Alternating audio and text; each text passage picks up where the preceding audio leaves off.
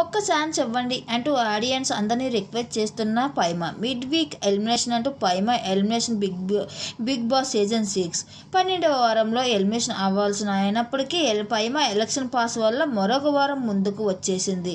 తన ప్లేస్లో రాజ్ ఎలిమినేట్ అయి బయటకు రావడం జరిగింది. అప్పటికీ ఓటింగ్ లిస్ట్లో ఉంది.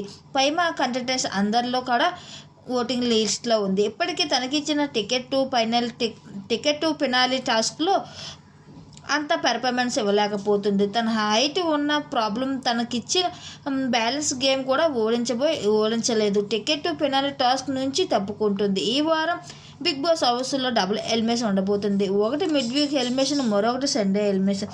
అయితే ఇప్పటికే వరకు జరిగిన ఓటింగ్ లిస్టులో ఉంటే పైమా ఈరోజు హౌస్ నుంచి బయటకు వచ్చేయడం జరుగుతుంది. మిడ్ వీక్ ఎలిమినేషన్తో హౌస్ మేట్స్ అందరినీ ఒకసారి షాక్ ఇవ్వబోతున్నాడు బిగ్ బాస్. అయితే ఉన్నది 2 వారాలు మాత్రమే.